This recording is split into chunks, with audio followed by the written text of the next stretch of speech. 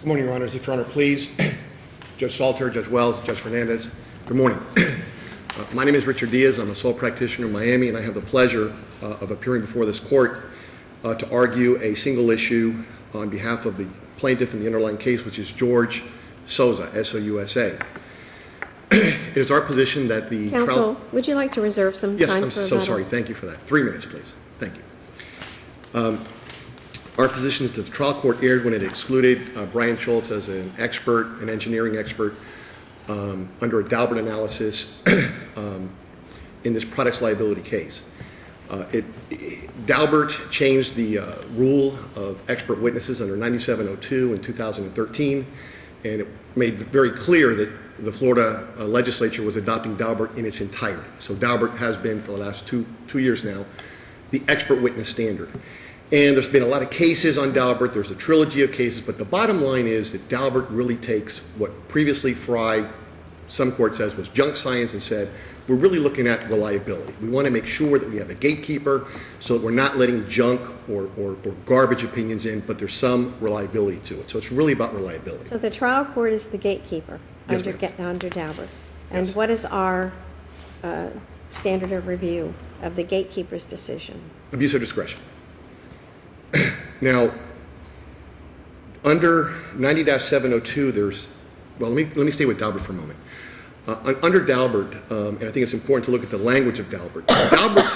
What's happened in the defense bar in Florida in the last 3 years is they try to make it look and sound like, and Daubert is new to a lot of trial court judges, that this is a hard and fast rule, it's airtight, and it's hard and fast. And if you read the Daubert opinion, it's quite the opposite. And Daubert says that the focus is solely on the principles and methodology and not on the conclusions they generate.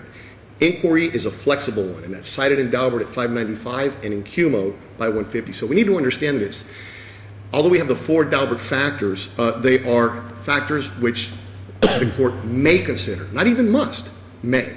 Now, so we now turn to 9702, and we look at the 3 criteria for Florida admissibility of expert testimony. The first one is whether or not the opinion is based upon sufficient facts or data, one or the other.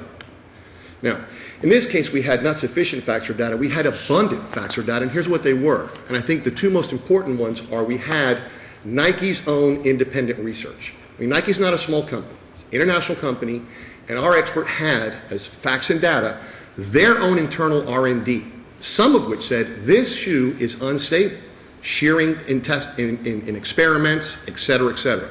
That's, I think, one of the most important facts and data that he had. Their own research. That's Mr. Valiant, the Gordon Valiant, okay. That's correct. The next most important thing that we had in this case, in terms of facts and data, we had the actual shoes, in addition to a prototype. So, but we had more than that. We had testimony from fact witnesses. We had a summary of the events. But if the issue is just the striking of Dr. Schultz's testimony, why does any of that matter? I'm not sure I understand the question. Well, the issue is, you're saying that the trial court improperly struck Dr. Schultz's testimony under Daubert. Yes, sir. Why does all the other stuff matter? The issue is the methodology that was employed by Dr. Schultz, the reliability of his testing procedures, whether they have been tested before or utilized before, and so on. So why does all that other stuff matter? It does, because it goes to the first of the 3 factors that the court should have analyzed and has to analyze under 90-702. Was there sufficient facts or data? And what I'm explaining is he had an abundance of it. He had the shoes, the prototype, the actual shoes, the prototype, had their R&D. He had Google Earth. He knew exactly where this happened, the type of surface, when it happened, the weather conditions. I think the argument is really goes to the second phase of a Daubert test, which is just causation. Okay. Did your proposed expert, Schultz, have enough data about the accident itself to construct a theory and to testify about it? Because he seems, in deposition, I mean, he just seems to have been sliced and diced. I will concede, I'm an officer of the court, that he would have been an attackable and an impeachable, if you want to call it, expert witness at trial. As Mr. Valiant would have been, because he would have had to swallow the reports. But doesn't the expert have to get to a point of expressing a confident ultimate conclusion? Yes, and he does in pages 28, 32, 33, 45. But Daubert requires that an expert who's willing to state an opinion has to first be vetted by the gatekeeper to show that his methodology and the theory that was tested and the circumstances and is real science. It's not anecdotal evidence, Right. Yes, I live under a power line, but does that mean I'm going to get cancer? Right. That kind of thing, that's what the gatekeeping function is for, not whether you went for a walk and you wore a pair of shoes like this and you had a problem because you came, I think it was this, and that's really what we're trying to focus Right. on Okay. here. If you look at his deposition, he testified that one of the things that he had done independent of this test as part of his R&D for the Veterans Administration, and it's really where he specializes in the causes of falls in adults, because it's a huge problem for healthcare and whatnot in this country, and that's what he focuses on. And the court was very impressed by his credentials, extremely impressed. And what he talked about is how he uses these very hypersensitive scales to talk about how pressure displaces on a surface when a person either walks, jogs, or runs. And he had that basis of knowledge from that prior experiment. But the question again is the tie-in to the facts of the particular accident. I mean, Well, that's where I think all the focus has to be. And he seems to have said, can you describe for us, please, the mechanics of the fall? How did it all play out? I can describe a scenario, but I don't know if that's how the fall actually occurred. I have very little data on how the fall actually occurred. I had to speculate on what could have caused it and test possibilities. Right. But And just to add to that, Judge Schlesinger said, as the doctor said in his testimony, that the testimony doesn't necessarily establish in and of itself causation. Well, I agree with that, and so let me talk about two things real quickly, because they tie into causation. First of all, Right. causation can be, the shoe could have been a concurring or a contributing cause to the fall. And if you take Dr. Schultz's testimony, because we have to look at 3 or 4 other excerpts that I'll talk about in a moment, together with Mr. Souza's explanation of the fall and all of the facts and circumstances, that was enough, I believe, to overcome a DV for a jury to decide. His opinions, for example, included that the reflector was the most likely scenario as to what caused the fall. Except that the testimony of the shoe wearer was not that he was on a reflector, correct? Well, the testimony was that there's reflectors between the 2 faded yellow lines in the street, and that's exactly where Mr. Souza fell. But he didn't say that he stepped on a reflector. He didn't say that. But Dr. Schultz said that 30% of the time, the empirical evidence is that when people fall, they don't know what caused the fall. And so that's something that a jury could have used in cross-examination to determine whether or not they were going to give A value. statement which can easily be pigeonholed in junk science. Well, He's essentially guessing how this incident occurred. but he has facts and circumstances. He has the shoe. He has their R&D. He wore the shoes. He did a reconstruction of the event. I think we're talking about principles and methodology. What better scientific evidence can we have than for the person who's doing, and it doesn't have to be an engineer. It could have been, I question whether or not this case could have been tried without an expert. Just with get a juror with a size 10 shoe and let him walk in the shoe. What about the fact that the doctor questioned whether or not his testing could have withstood peer review? Well, because it's so simple, it's so basic. What he said was, I started looking at their numbers and I started looking at my numbers and the scales and the 111, meaning when you walk, your body weight is 111 times your weight, and how it's 2.7 when you run. He says, it was easier for that. It was so simple. All I had to do was make my weight like Mr. Souza's, wear the shoes, and walk and see how they felt. And that's what he did. What takes this case out of the normal Daubert strict standard, which they like to hold us to, and it's not a strict standard, is that his experiment was so fundamental and basic. Where his expertise was important is to explain why and how eversion occurs, how pivoting occurs, how this shoe, because of its instability, together with the heavy person, likely caused the fall. And he testified, more likely than not, that the fall was caused in part by the design defect in the shoe. The columns compress, and it causes you to pivot under load and rolling of the ankle. I think the most important part of his testimony is on page 45, when he says, without expecting a strike, that's that 30%, without knowing you're going to hit something and probably fall, then I could reasonably expect to have fallen in that situation. So sprinkled throughout his deposition are his opinions that he thinks that opinion number one is that the shoe under these circumstances was unstable. Second opinion is that the shoe, as designed and tested by Nike, was not properly tested because they used 150, 160-pound men and women running on a treadmill, which is not the realistic purpose for the shoe that we had in this case. So he attacks, or the flaws in there are indeed to that extent. But he even recognizes that even under those experiments, there was shearing under the shoe, and there's comments by Nike's own R&D that says this concept isn't good enough yet to be marketed and put out to the general public. Counsel, let's hear from the Thank appellee. you. I've let you go. Yes, Your Honor, thank you.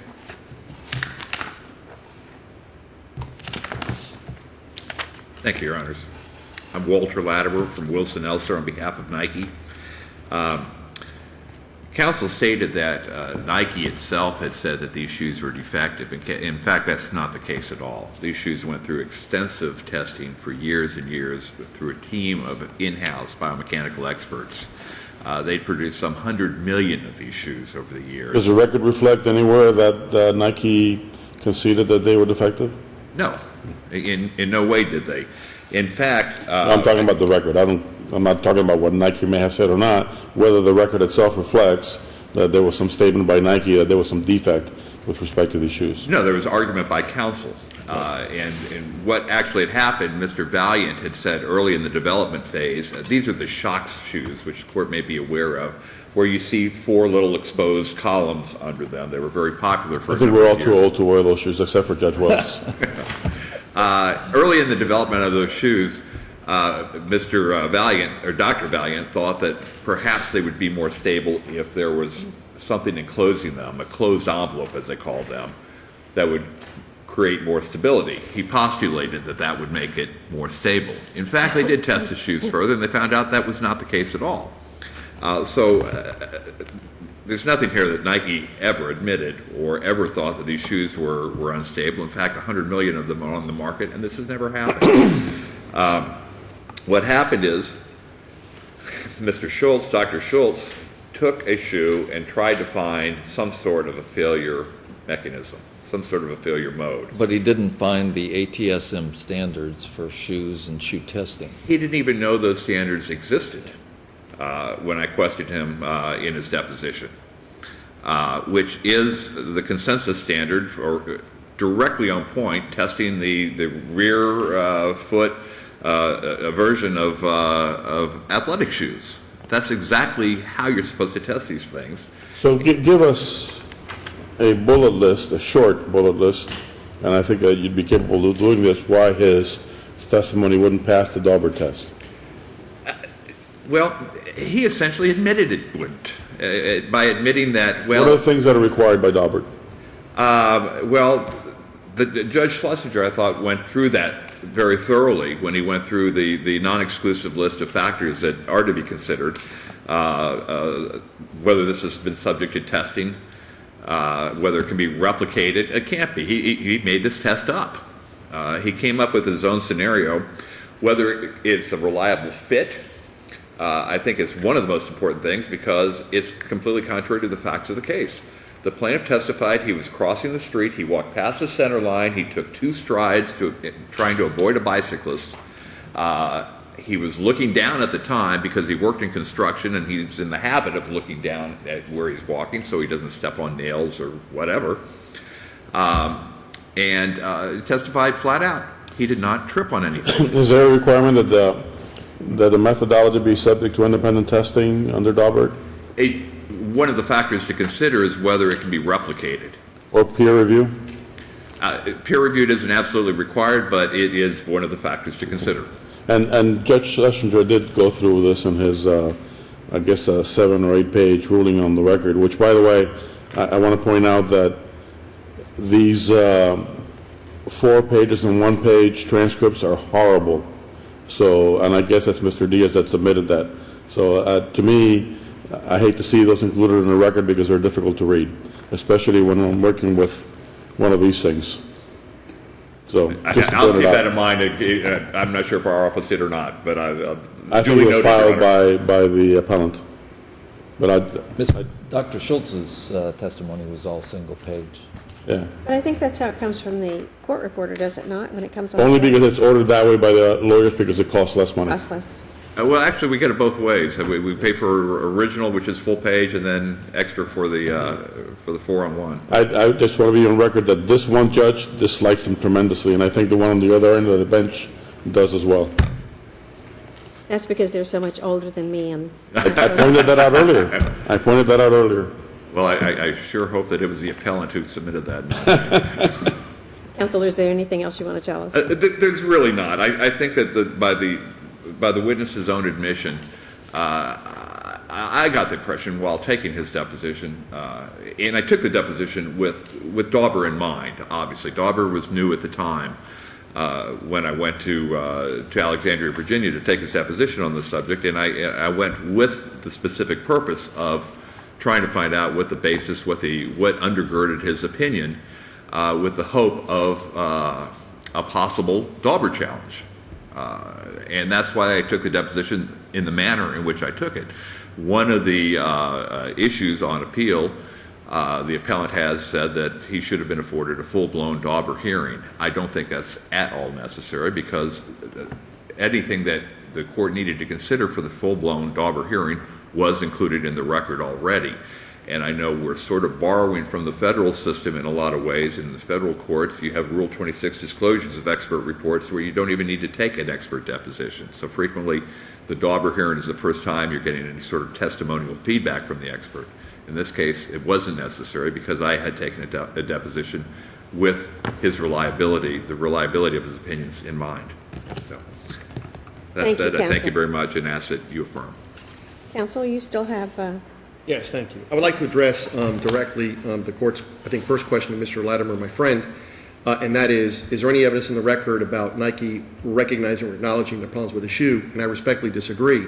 The July 10, 1990 report of the NSLR research report is actually the last one. It's a 2000 report. The first one started in 1990. And it's important to understand what happened in that 10-year period from the deposition testimony of Gordon Valiant. What happened is, in 90, when they came up with these preliminary opinions, which I'm going to speak about in just a moment, they shelved the idea because they didn't like it. And then they were doing well with the Air Jordans. And then 10 years later, when the Air Jordans lived out their popularity, they basically took this off the shelf with no more R&D and put it in the market. So in the 2000 report, they still recognize that on the touchdown of the shoe, quote, "We think that this will have an adverse effect on rear foot stability because delaying the forefoot ground contact will delay its ability to contribute to motion control." But going back 10 years earlier to 1990, they talk about an unstable shoe in the 11/15/90, the November 1590 report. And I think the most important and salient one here, to the court's question of Mr. Latimer, is the December 4th, 1990 report, which says recommendations, quote, "At this time, evidence is too sketchy to suggest that the comptroller running shoe be designed with an opened envelope." Open is what we had here. Closed means that there's protection around these four shocks, okay? "I would recommend continued use of the closed envelope design until more conclusive evidence to the contrary is obtained." And throughout all their requests to produce, and when I asked Mr. Valiant what further or conclusive evidence was developed in those 10 years to launch this shoe to the public, the answer was, "I just felt more comfortable with what we had." So for those reasons, we think that the court should have not excluded Dr. Schultz, and we request a reverse and remand for purposes of continuing the trial. Thank you. thank you both. Thank you very